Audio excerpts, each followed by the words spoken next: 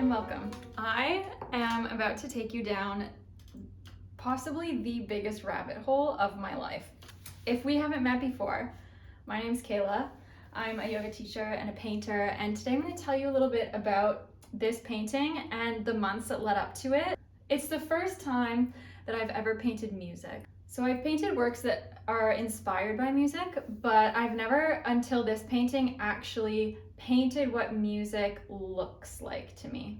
It also feels like the first one that really combines my spiritual path, my love for the orchestra, and my academic research. So I'm going to tell you a little bit about how we ended up here. So classical music has been a part of my life for quite some time now, at least a decade. When I was in my undergrad, and any time that I was having to write a paper or do any kind of academic research, I was always listening to orchestra music in the background. But it was always just that. It was always something that played in the background. And recently in October, I decided to start going to the orchestra. And this is when it really started to take a front seat in my life and really be something that I attentively was listening to. And this was because I was in the archives and I was doing research for my master's degree, which is looking at the influence of the Bhagavad Gita on the 20th century paintings of Lawrence Harris, his abstract paintings. And so I was reading through a lot of his personal journals and essays and just trying to get a sense of like what he was interested in, what his inspirations were, his kind of contemplations on spirituality and abstraction and art, just kind of get an idea of like his spiritual path and his kind of like outlook on things and how he was using color and form to like evoke deeper states of transformation, realization, these kinds of things. And in the notebooks, I was surprised at how much he was referencing the orchestra. And he would talk about the symphony, he would talk about conductors, he would talk about the power of classical music a lot in the same way that he would talk about painting. And so he was talking about the role of the artist as this kind of transmitter of something that is beyond form, something that's universal, and then the artist having to like contain that experience in something tangible, whether that's a written piece of music or a work on canvas that would then, if the orchestra was rightly attuned and if the conductor was rightly attuned or if the painter was rightly attuned, that could then guide the viewer or the listener into a more universal state. And so he was talking about art and the artist as this almost kind of like intermediary position between the universal and the finite. And so I was like, well, I have to go to the symphony. I have to go to the orchestra. I have to understand more deeply like what he was talking about in terms of the relationship between the orchestra and the conductor and the painter. The second time that I went was actually the orchestra and a ballet company together. So the National Arts Centre Orchestra was playing for Ballet BC, who was visiting, and they were doing a dance piece choreographed by Shahar Benyamini called Boléro X, and it's to Maurice Ravel's 16-minute long, beautifully written Boléro. This musical piece and this dance just left me shook. Like I have never been so inspired by an artistic piece in my life. I find that oftentimes when I'm listening to classical music, it feels like, especially if I close my eyes and like really go into it, it feels like I'm kind of just like riding on these sound waves that just go on into infinity. And like I use it as a meditation, really, as like a way to kind of almost dissolve into the sound or allow the sound to like carry me into the place which it came from, and which I think is really what Lawrence Harris was talking about. And I find that when I'm kind of like riding these sound waves, so to speak, they tend to manifest at like different points in my body. Like this certain like depth of bass, for example, has a very different somatic feeling than like the high notes of a violin or something like this. When I was at the ballet, and I was really noticing that like dance is just such a natural expression of that, like to feel like, okay, where does the sound manifest in my body, and then how can I actually move to that sound? Not really necessarily like dancing to the sound, but actually dancing the sound. Like how can the movements of the body be an expression of like the energy of the different aspects of the musical piece? And so that was already moving, but then the musical piece that it was to, Bolero, was just like the most beautiful sound that I've ever heard in my entire life. And so when I got home from the NAC, I just like went down this rabbit hole and I was listening to it just on repeat and repeat for weeks. I was looking up everything on YouTube that I could find about the Bolero. I was watching videos of orchestras perform it to kind of understand like what musical instruments come in at what time and to see the expression of the musicians as they play. I like registered for, I think it's called Dance Masterclass. It was like a platform that's like $40 a month with all these dance workshops, and because Shahar Benyamini, who choreographed Bolero X, he had a masterclass on the creation of the Bolero, and so I was like, well, I have to watch that because I need to like understand the way that he was choreographing movement to this like beautiful musical composition that I've been obsessed with.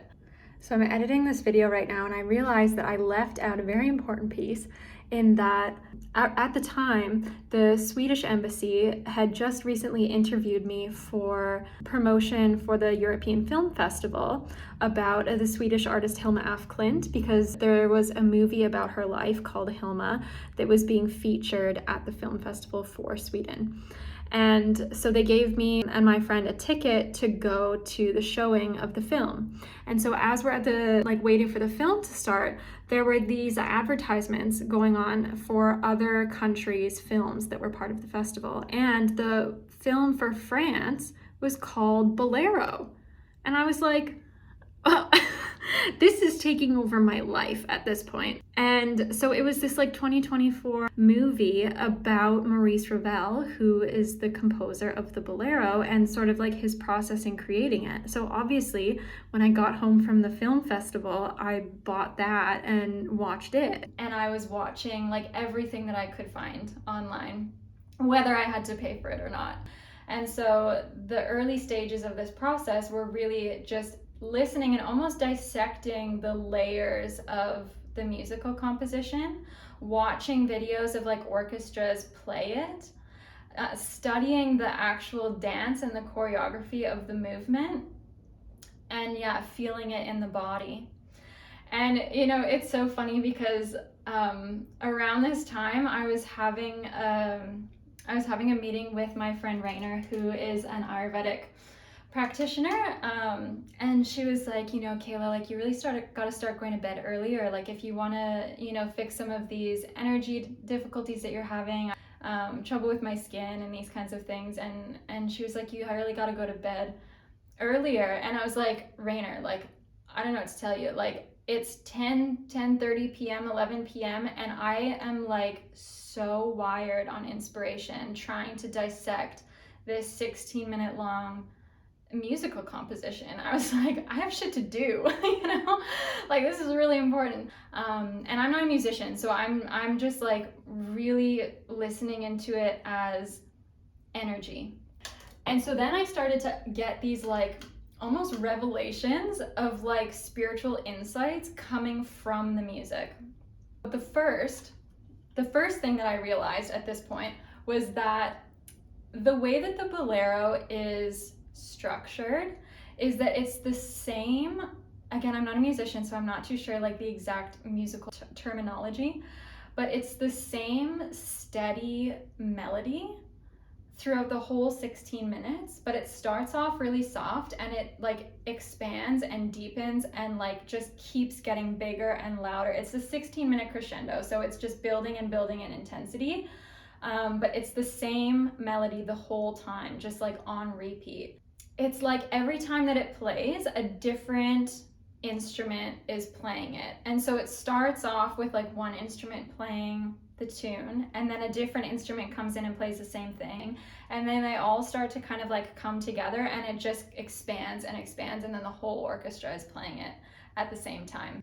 So it really felt like the melody was representing the one, which could be God or the universe. Each instrument through which it was played was the different manifestations of life, or different people, or different aspects of existence, but they're all dancing to the same tune. They're all playing the same tune. In the tantric tradition that I'm a part of, The idea is that there's only one thing and we are all it. There's only God, and this is all just God's play, like within herself, or this is all consciousness dancing within herself.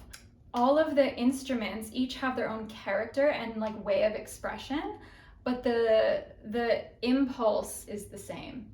Almost like the way if you have like a tree, there's the trunk and there's the branches and there's the leaves and all the different individual aspects, but it's the same tree. It just has all of these like different expressions of the one thing. And so it kind of felt a little bit like that. The tantric path expressed through sound. Or like, to use more like tantric language, the melody or that steady kind of structure is like Shiva, or like pure consciousness. And all of the different tones of each of the instruments coming together are like Shakti, or the energy of consciousness. It's different manifestations, it's different formal qualities, it's different energetic expressions. And so like in my journal, I wrote, the Boléro demonstrates the way the divine, which is one, takes on many forms, each with their own nuances, tones, and expressions. As it builds, it's like the many recognizing each other as diverse expressions of their shared essence, the one. Because as it builds up, there's like this energy of excitement, like this kind of recognition of, oh my gosh, like we're all playing the same thing, we're all part of the same thing.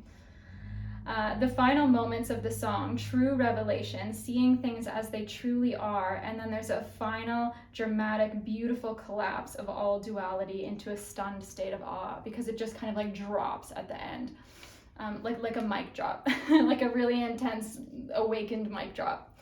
At this point, it was like that sense of recognition was like beauty and truth is recognized in its fullness. And then it's celebrated as the piece continues. And so this really reminded me of like any kind of spiritual reading or spiritual talk or spiritual book or anything like this. It's always at first understood on some layer, and then the deeper that I find I go in my practice, when I listen to the same things or read the same things, it's like their meaning expands, and I sort of understand like a deeper layer to that teaching. And this kind of like continuously opening up or expanding is most accurately expressed in music through a crescendo. The other thing with this piece that I recognize is that it starts off really soft and sort of like almost unsure. And then by the time that it finishes and all of the instruments kind of come together and have this very celebratory sort of like revelation at the end, it's the same pattern, it's the same melody all along. So like by the time that it's finished, it's like, oh my God, this has been here the whole time, which is also a lot like the spiritual path. It's like the deeper that I feel like I come into a felt recognition of like what the great masters were all talking about is like, oh my God, this has literally been here the whole time. And so then comes the point of like, okay, how do I paint this? Because my inner experience, I'm like riding on these sound waves. I can feel the music manifesting in like different points of my body. It's a very visceral, very visual experience. But I'm like, how do I paint it? Because the inner experience and the music starts off very quiet and very small and very gentle and finishes extremely like thunderous. And it's a 16-minute long journey. And the thing with painting is that you only have one flat surface to do it on. With music, you have the duration of time. You can have a section of the piece that is just very soft and gentle, and that's the whole experience in that moment. Whereas with painting, you get the whole thing at once. And so the gentle entry and the thunderous finish and everything in between has to somehow be expressed at the same time without overwhelming or underwhelming. And so this is where I turn to Vasily Kandinsky, who was a Russian abstract painter who wrote an essay called Concerning the Spiritual in Art, which I've read a few times over the years. And he talks about the manifestation of sound and the relationship between sound and color. And he also talks about how different colors resonate with different musical instruments within an orchestra.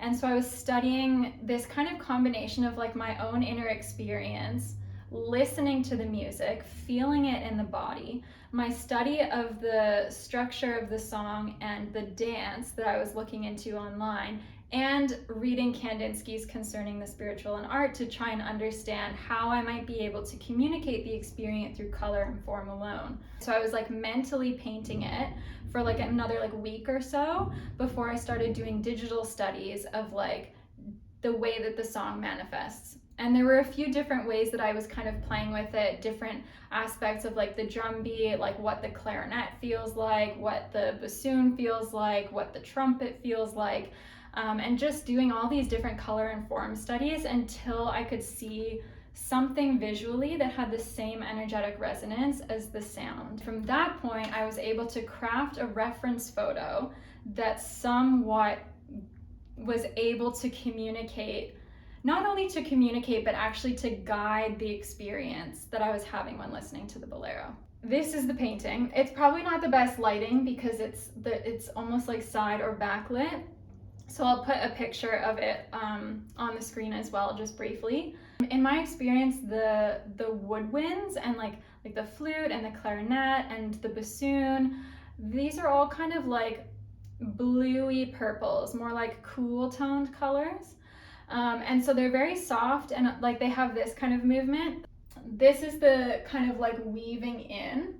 And the experience that I was having with the Bolero is that the first probably half, almost 3/4 of the piece, it feels like moving into something. Like it has this kind of like almost curvy moving in, or like even up and down, but it's like this kind of movement. And then towards the end, when it starts getting really thunderous, it just like blows me back, and it's just this like just getting hit with this wave of like brass. And so I was like, how am I gonna paint this kind of like moving in and then this just getting hit at the end with this like triumphant kind of energy. Cool tones, like a little bit of color theory, cool tones tend to like move away. So like this is called atmospheric perspective too in nature. Like if you look at a mountain far in the distance, it'll have like a bluish tone to it. Even though like if you were on the mountain, it would be like dirt and trees and browns and greens. But if you look at it from far away, it has kind of like blue quality to it. And so when things move away from you, they have a cool tone. And when things come towards you, they have more of a yellowy orange tone. And so I needed to have the front of the canvas moving in to be like blue colored so that it kind of like pushes your eye in. And then from the background, the yellow, so that it has this like in and out kind of feeling, and it had to be separated by something to have that kind of motion. And so the blues and the purples are the kind of, the flute, the clarinet, the bassoon, and just like weaving in. And then like the trumpet, the drums, all of the brass, like that comes in kind of later, is this really triumphant, like bang almost from the back forwards. And the thing is that it had to match the energy, which is like that recognition that this has been here all along, like the beauty and the revelation and like the sort of like recognition, divine recognition that sort of I was feeling from the end had to be recognized also at the start. So I put these like light beams kind of coming, like the little bits here, like rocky like kind of forms. And so that which was the revelation at the end is actually lighting up the bits at the start too. So it kind of actually does have this circular motion of like it's always been here. Oh, I forgot to show you my Kandinsky study. This was my study of brass instruments. Going back to my Lauren Harris research, one of the things that he would write about like painting that's related to the spiritual path specifically is that the question is not what is it about, the question is what experience does it contain. And so this is something that I was really trying to capture with this piece, is like not only it being about the Bolero, but to through color and form kind of have that same effect, to take the universal, contain it in a particular form so that it can guide back to the universal. This is my first try, so So what I think it really all comes down to is like this experience of moving deeply into life and then recognizing its fullness. Even showing up to a yoga practice, like I've experienced this, showing up to the mat feeling kind of meh. And then as the practice goes on, it's like peeling away these layers of illusion or the veil of separateness. And then by the end of the class, it's like, oh, yeah, like I'm just like resting more deeply into my heart. And it's not that that just like showed up at the end of practice, that's always been there. It's just that like recognition of fullness, which is really the journey of the Bolero for me. And so there's this really like moving into the heart of life, and then that, oh, yes, like it's all one thing, and it's beautiful, and like let's celebrate that. So this is Bolero 1. I called it Bolero 1 because I have like 15 different versions playing in my mind, so we'll see how they evolve. But yeah, I've been really enjoying painting music, and so if this was interesting for you, stick around because there's a lot more where this came from.